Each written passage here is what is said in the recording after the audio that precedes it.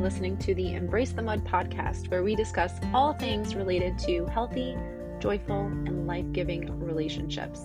Why focus on relationships? Because the quality of our intimate partnerships and close connections influences our health, happiness, and longevity more than anything else in our lives.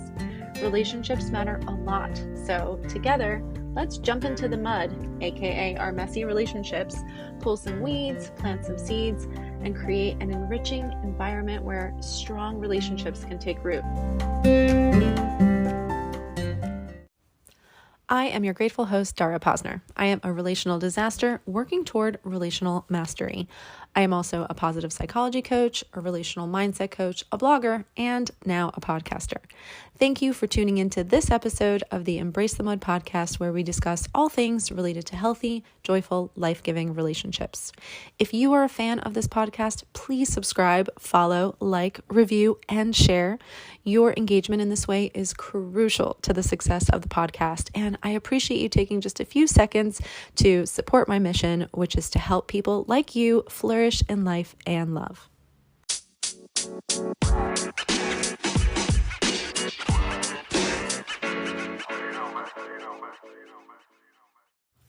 Today on the Embrace the Mud podcast, we are in the midst of our series, Essential Relationship Skills, and we're talking about the things that we need to be able to do adequately in order to maximize the potential for connection and intimacy in our most cherished relationships. Today, we're talking about the skill of listening. Listening is the ability to focus on and maintain attention to what another person is communicating with the goal of accurately understanding them. What does it actually look like to be a skilled listener? Why is this important in relationships? That is what we're unpacking today, so let's dive in.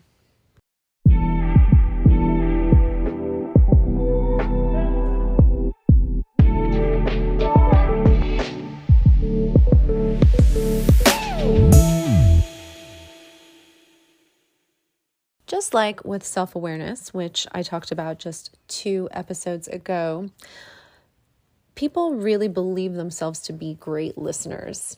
Most people would say, yeah, I'm a good listener, right? But the reality is most people really are not very good listeners. In fact, most people are pretty bad at listening because there are some really common habits that go along with being in a conversation, whether that's just a, casual conversation or a conversation that's, serious or uncomfortable, and certainly in conflict.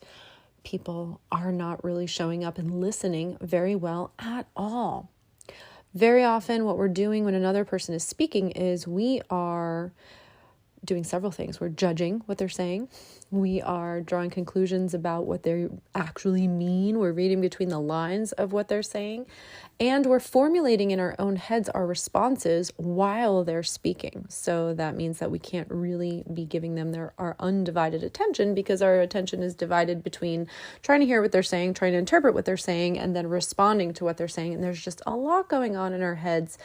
And we are missing a lot, and we're not really offering the sense to the speaker that we are truly listening to what they say. And the result of that is something that I hear time and time again as a relational mindset and behavior coach, and that is, I don't feel heard in my relationship. I don't feel seen in my relationship. And it's very, very painful to be in that position, because as human beings, wanting to feel heard, wanting to feel seen, wanting to feel understood, and wanting to have the experience and sense that our partners and the other people that we're close to in our lives want to understand us, want to know us deeply. And therefore, because we all have this shared desire of wanting to feel heard and seen and wanting to be known, it's such a great idea to make becoming a good listener a deliberate goal. Even if you think you're already a good listener, I promise you, you can probably be an even better listener. So we talked about what bad listening, if we can call it that, looks like, just being distracted. And sometimes we're completely distracted, right? Someone is speaking to us and we're on our phone scrolling or checking our email while they're talking. Like that's maybe like an extreme form of, not really listening. Tuning someone out completely, I guess, would be the more extreme form. Is, they're talking, but we're completely uninterested in what it is that they have to say, fully distracted or just fully checked out and deliberately not listening. And then a moderate example would be the, listening but watching the TV at the same time, reading the newspaper, scrolling the phone, maybe just, looking up every now and again, but not really giving undivided attention. You see where I'm going here? I hope you've already picked up on the fact that good listening requires total attention, but we'll get there.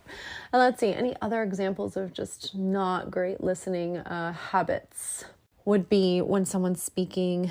I'm sure we've all been in that situation where someone's telling us something about their experience and we say, oh yeah, you know what? Me too. That actually just happened to me last week. I was in that exact same store and that exact same employee said that same thing to me. And, we shift the focus onto ourselves. Or a person's talking and we talk over them. We don't let them finish their sentences. We've try to finish their sentences for them, or we're already responding before they're done and they're like, hey, I didn't even finish. Well, I knew where you were going with that. I knew what you were going to say. That really drives me crazy. I have to tell you, when somebody, just makes the assumption that they know what I'm about to say and they're just in such a hurry to respond and either rebut or reply or whatever it is that they're trying to do.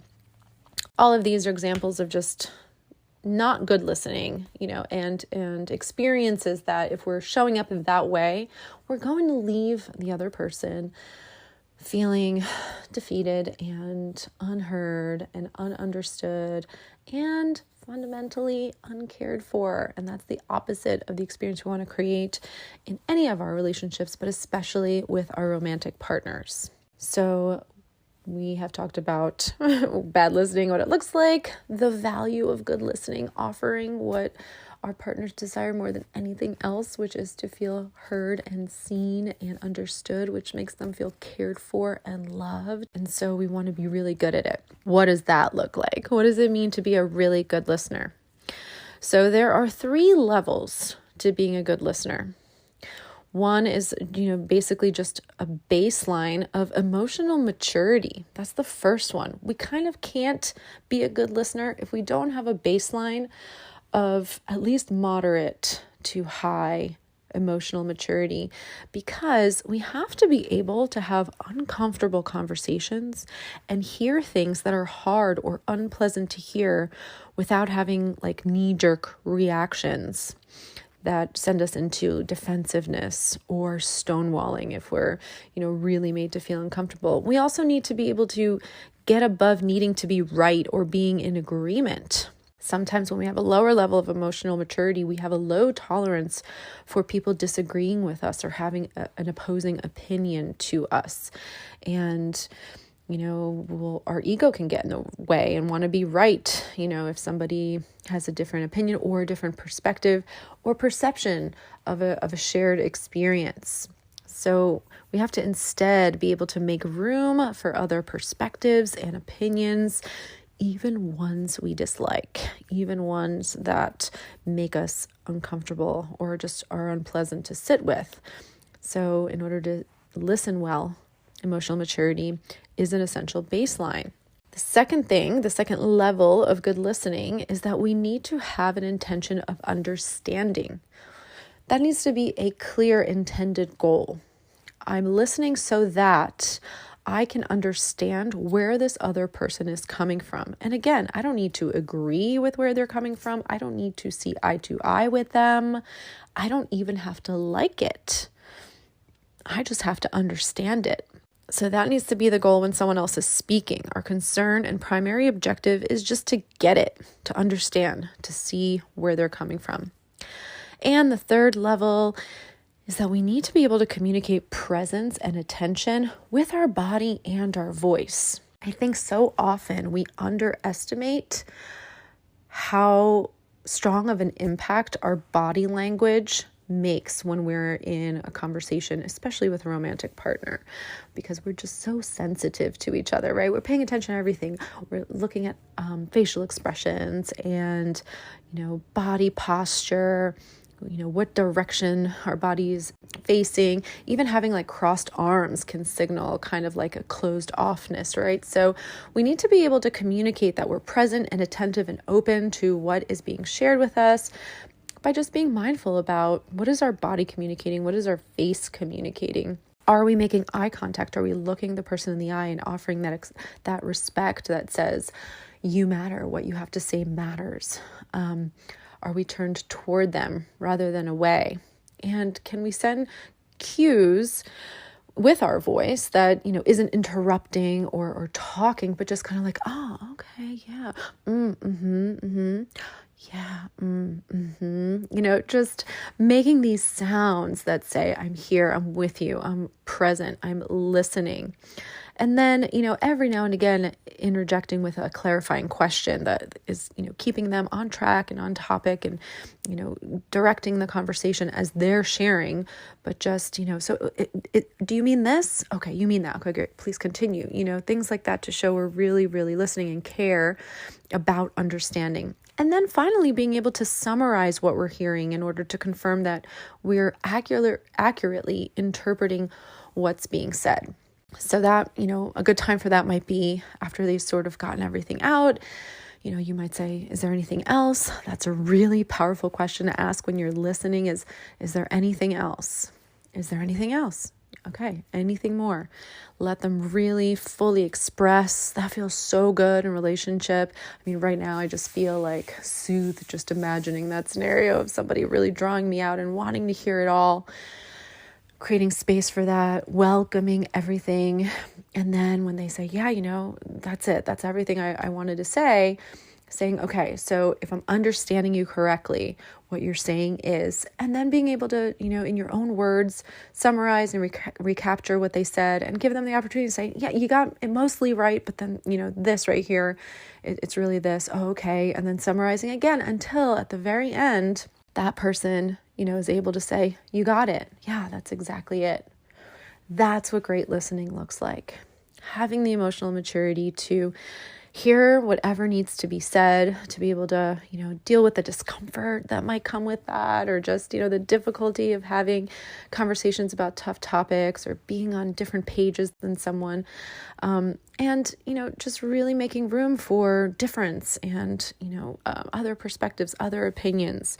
Second level, having the intent to understand. Like, I'm listening so that I can get you and nothing else, not to respond, not to share what I think, but just to understand. And lastly, to really be able to communicate total presence and total attention and know all the key ways, large and small, with your body and your voice and your energy too, that you can do that.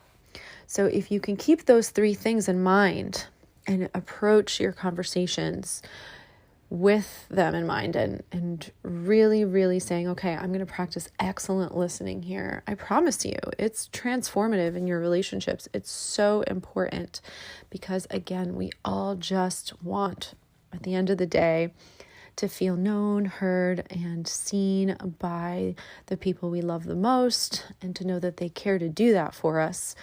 And I can't tell you, as a relational mindset coach, how often I hear the opposite. People saying, I just don't feel heard at all.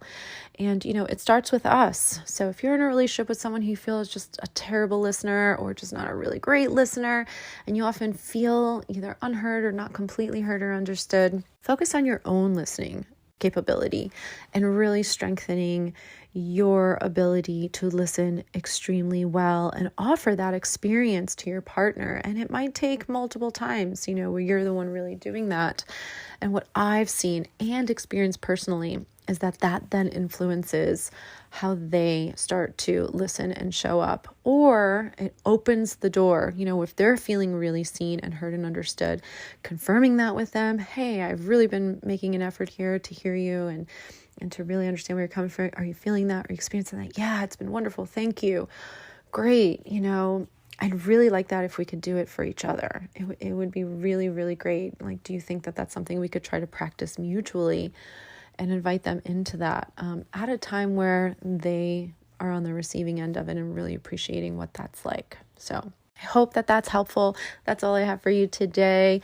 Listening is just so important, maybe the most important, if no other skills other than our foundational skills. Because again, it's hard to do that if you don't have emotional regulation, under control, and self-awareness, because how can you know that you're not a good listener if you're not a self-aware person, right? So these other skills, this one is really just a biggie. So I invite everyone to commit to becoming the best possible listener that you can be, and starting there and see where that takes you. I will be back again tomorrow with another essential relationship skill.